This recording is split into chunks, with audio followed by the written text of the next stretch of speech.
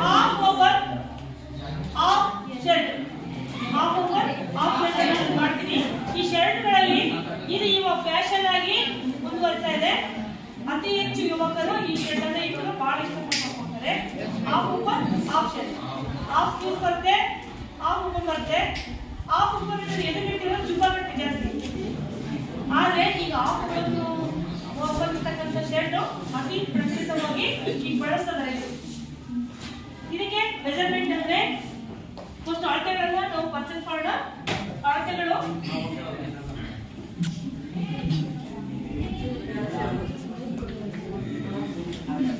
ಒಂದೇನು ಪೂರ್ಣ ಉದ್ದ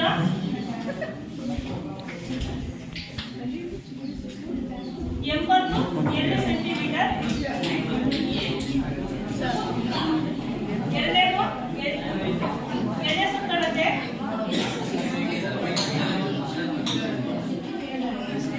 92 ಸೆಂಟಿಮೀಟರ್, ಲಡದ ಎತ್ತರ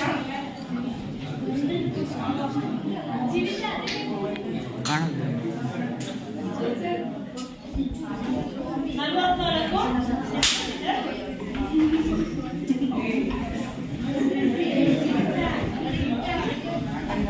ಲಡದ ಎತ್ತರ 44 ಸೆಂಟಿಮೀಟರ್,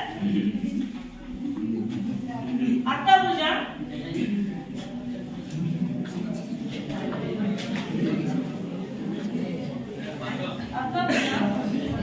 20 ಸೆಂಟಿಮೀಟರ್, ಕೊರಳ ಸುತ್ತಳತೆ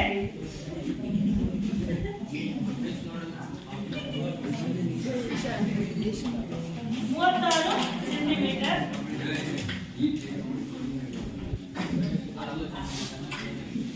ತೋಳಿನ ಉದ್ದ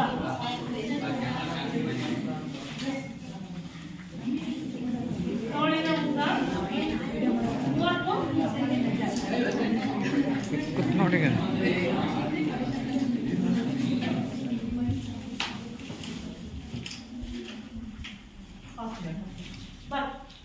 ಶರ್ಟ್ ಸಾಮಾನ್ಯವಾಗಿ ನಾವು ಫುಲ್ ಓಪನ್ ಶರ್ಟ್ ಅನ್ನು ನಾವು ತೊಡೋದನ್ನು ನೋಡಿದ್ರೆ ಫುಲ್ ಸ್ಲೀವ್ಸ್ ಇರುತ್ತೆ, ಇಲ್ಲ ಹಾಫ್ ಇರುತ್ತೆ. ಆಕ್ಚುಲಿ ಹಾಫ್ ಓಪನ್ ಶರ್ಟ್ ಅನ್ನ ಅತಿ ಯಜಮಾನರು ಹಿರಿಯರು ಆಗ್ತಾ ಇದ್ರು. ಈಗ ಇದು ಫ್ಯಾಷನ್ ಆಗಿ ಯುವಕರು ಸಹಿತ ಈ ಒಂದು ಡ್ರೆಸ್ ಅನ್ನ ಬಳಸ್ತಾ ಇದ್ದಾರೆ. ಅತಿ ಸುಂದರವಾಗಿ ಕಾಣ್ತಕ್ಕಂಥ ಒಂದು ಡ್ರೆಸ್.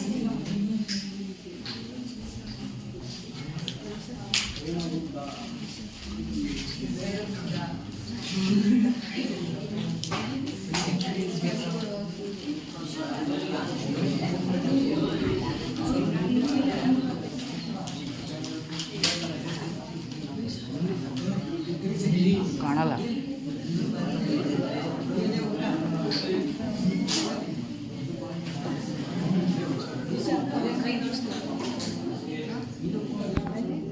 ಕಾಣಲ್ ಬಿಡ್ಲಿ.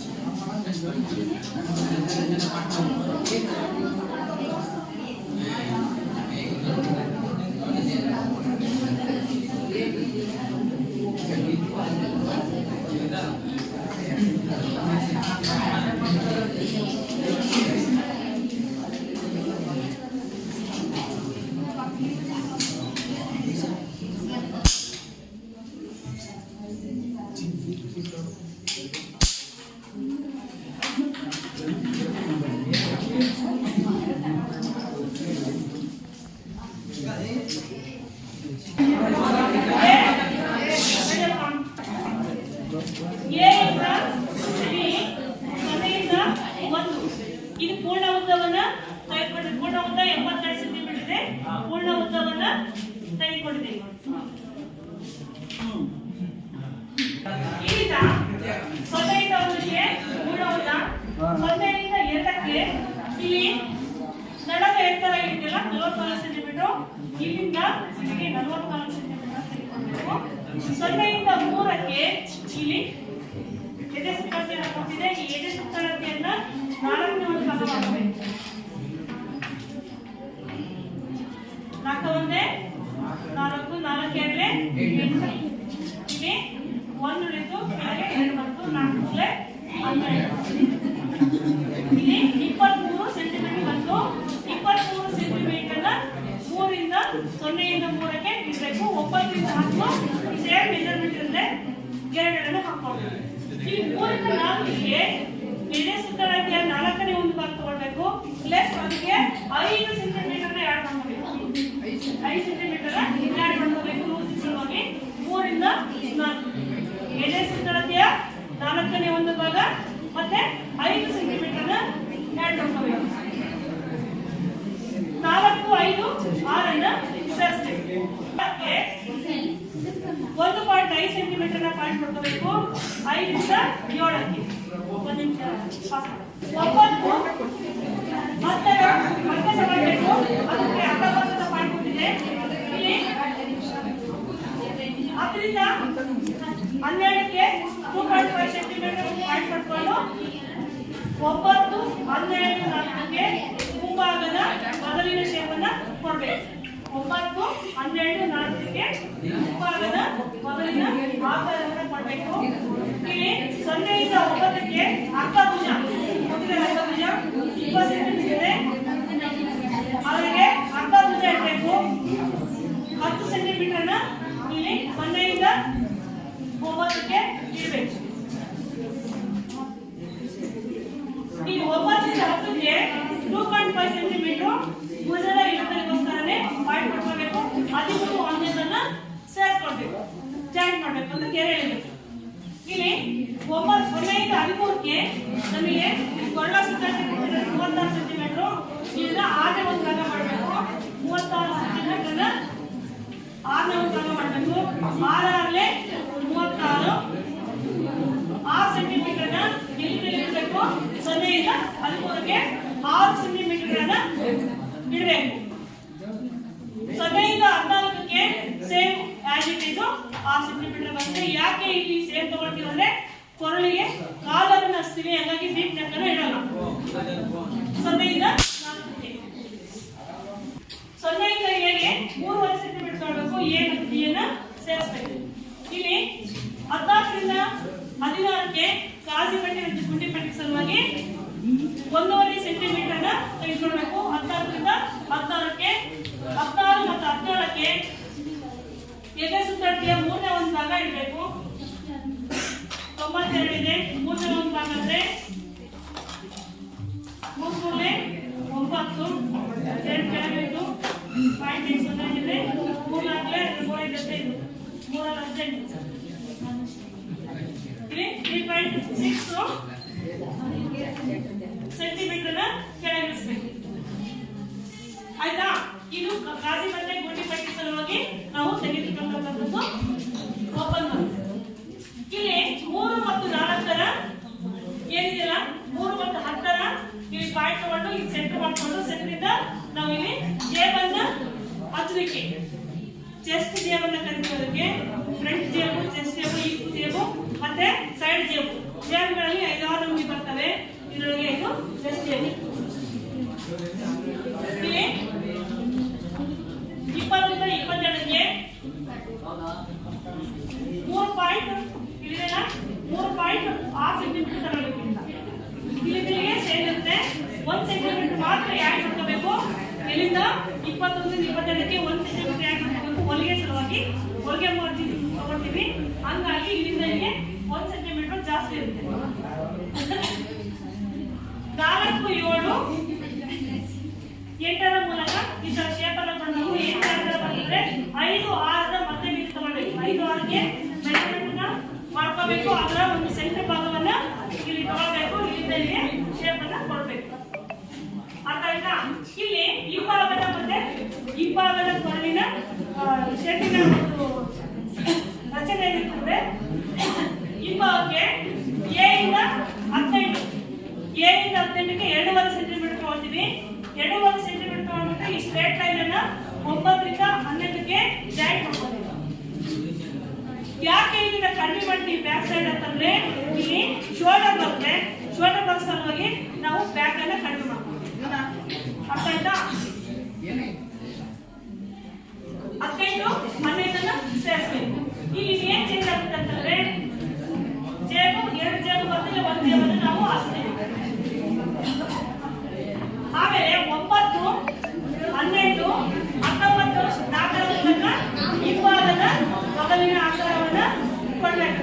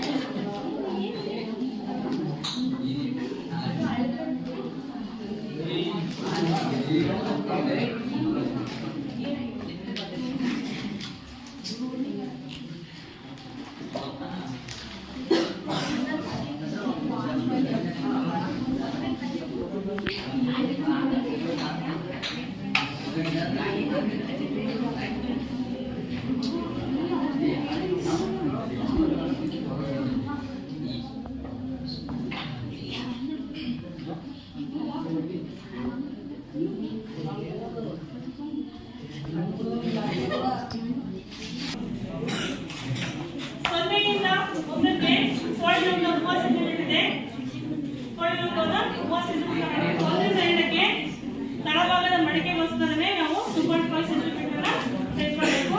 0 ಇಂದ 3ಕ್ಕೆ ಎಣ್ಣೆ ಸುತ್ತಳತೆಯ 4ನೇ ಒಂದು ಭಾಗವನ್ನು ತೆಗೆದುಕೊಳ್ಬೇಕು. 4 ಅಲ್ಲಿ 8 ಇಲ್ಲಿ 1 ಬಿಟ್ಟು 12 12 ಇಲ್ಲಿ ಏನ್ ಮಾಡಬೇಕು? 0 ಇಂದ 3ಕ್ಕೆ ಎಣ್ಣೆ ಸುತ್ತಳತೆಯ 4ನೇ ಒಂದು ಭಾಗವನ್ನು ತೆಗೆದುಕೊಳ್ಬೇಕು. 3 ಇಂದ 6ಕ್ಕೆ 97 ಸೆಂಟಿಮೀಟರ್ಗೆ 8ನೇ ಒಂದು ಭಾಗ ಮಾಡ್ಕೋಬೇಕು. 8 ಮುಂದೆ 8 1 ಉಳಿದು 12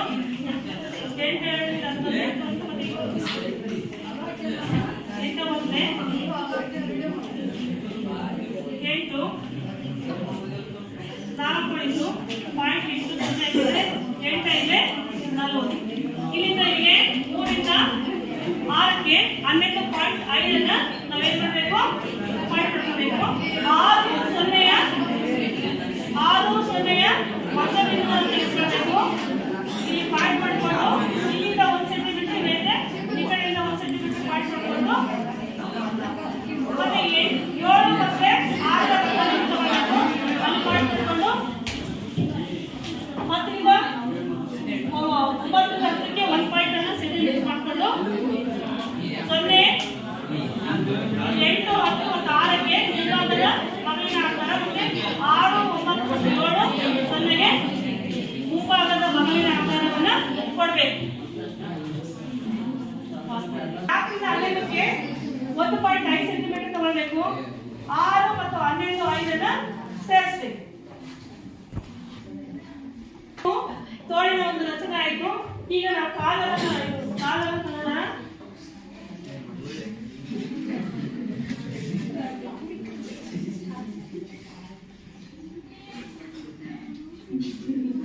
ಇದು ಪ್ಲೇನ್ ಕಲರು.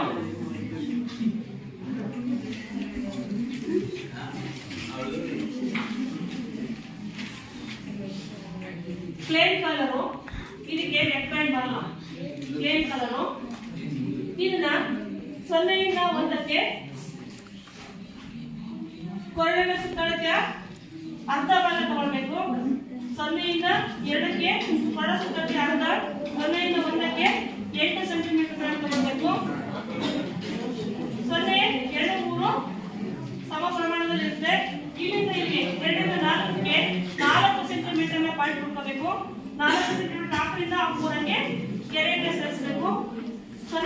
ಇದಕ್ಕೆ 1 ಸೆಂಟಿಮೀಟರ್ ಪಾಯಿಂಟ್ ಕೆಳಗಡೆ ತಗೊಂಡು 5 4 ಈ ತರ ಬೆಂಡ್ ಆಗಿ ಶೇಪ್ ಅನ್ನು ಕೊಡಬೇಕು. ಇದು half open sleeves, half open half sleeves shirt. ಇದು ಸಿಂಪಲ್ ತರ ಬರುತ್ತೆ, ಸ್ಲೀವ್ಸ್ ಹಾಫ್ ಇರುತ್ತೆ.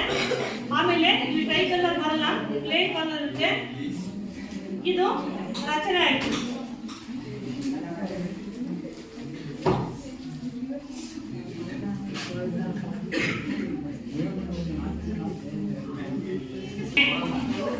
ಅದಕ್ಕೆ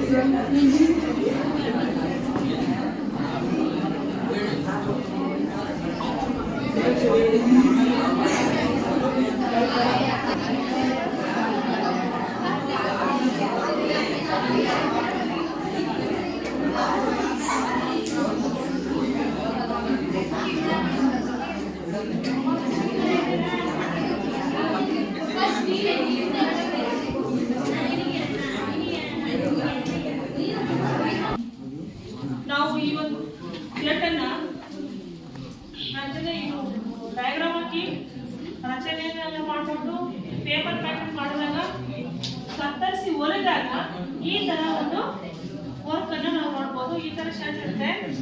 ಇದು ಫುಲ್ ಉದ್ದ ಬರಲ್ಲ, ಜುಬ್ಬ ಉದ್ದ ಬರುತ್ತೆ, ಆದ್ರೆ ಇದು ಫುಲ್ ಉದ್ದ ಬರಲ್ಲ. ನೋಡಲಿಕ್ಕೆ ತುಂಬಾ ಚೆನ್ನಾಗಿರುತ್ತೆ. ಈಗಿನ ಫ್ಯಾಷನ್ ಲುಕ್ ಆಗಿದೆ. ಈಗಿನ ಟ್ರೆಂಡ್ ಅಲ್ಲಿ ಹಾಫ್ ಓಪನ್ ಹಾಫ್ ಸ್ಲೀವ್ಸ್ ಅನ್ನ ಜಾಸ್ತಿ ಉಡ್ತಾರೆ ರಚನಿತವಾಗಿ. ಅರ್ಥ ಆಯ್ತಾ? ಇವಾಗ ಮೂರೇ ಕಟ್ಟಿಸ್ಬಂದೆ ಕತ್ತರಿಸಿದ ಬಾಗಿಲು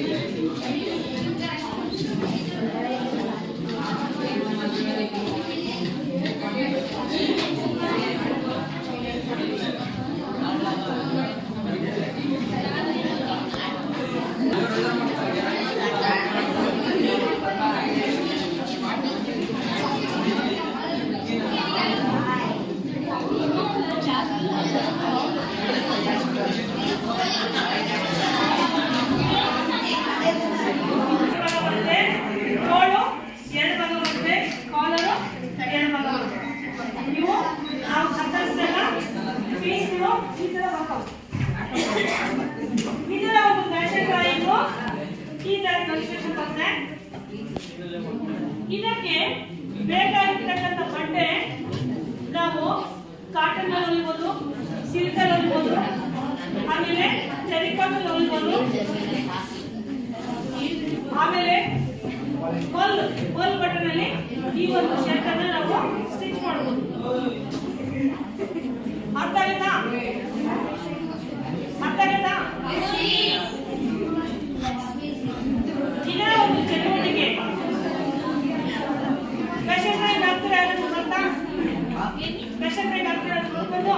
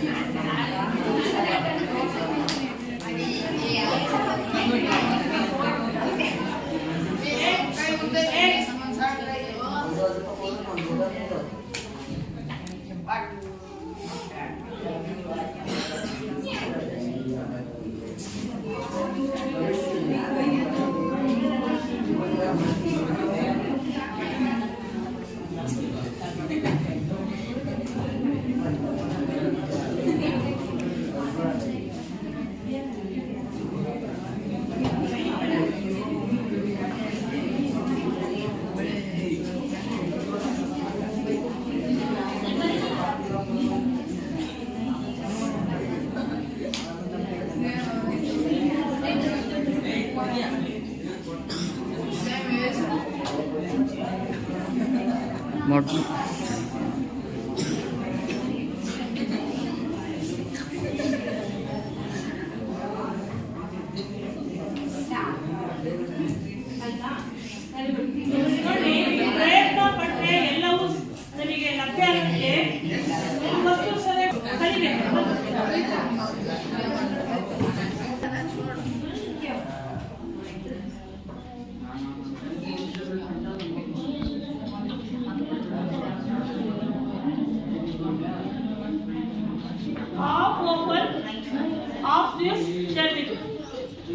ಓಪನ್, ಹಾಫ್ ಸ್ಲೀವ್ಸ್ ಶರ್ಟ್.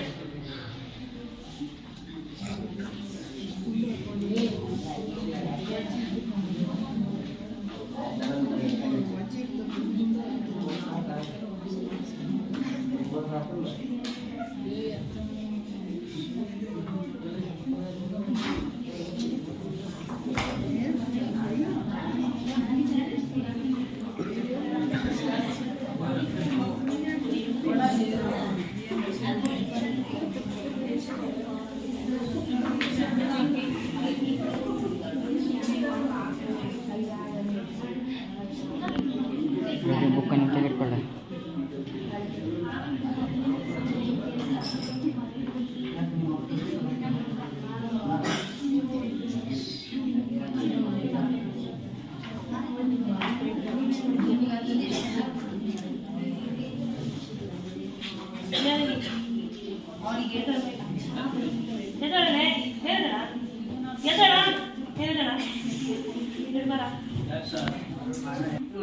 ಬಂದಿದೆ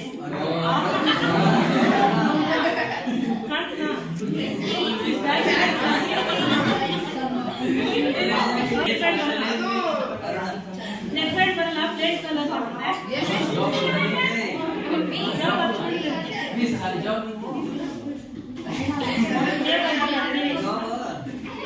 ನೋಡಿ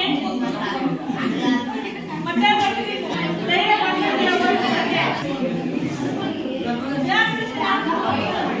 ಫ್ಯಾಷನ್ ಡ್ರೈವಿಂಗ್ ಯಾರಾಗ್ತೀರಾ ಆಮೇಲೆ ಬನ್ನಿ.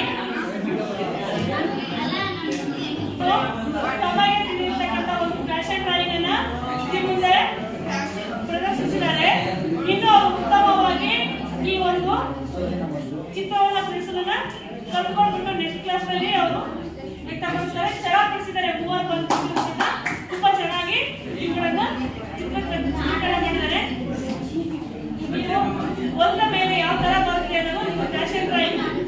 ಈ ಒಂದು ಫ್ಯಾಷನ್ ಡ್ರಾಯಿಂಗ್ ಅನ್ನ ಹಾಕೋಬೇಕಂತಂದ್ರೆ ನಾವು ಯಾವ ರೀತಿ ಮಾಡಲಿಂಗ್ ಬರುತ್ತೆ ಈ ಡ್ರೆಸ್ ಅನ್ನೋದ್ರ ಬಗ್ಗೆ ಪರಿಚಯ ಸಿಗುತ್ತೆ. ಹಾಗಾಗಿ ಫ್ಯಾಷನ್ ಡ್ರಾಯಿಂಗ್ ಅನ್ನ ನಾವು ಒಳ್ಳೆ ಕಟಿಂಗ್ ಮಾಡೋದಕ್ಕೆ ಮುಂಚೆ ನಾವು ಇದನ್ನ ತೋರಿಸ್ತೀವಿ.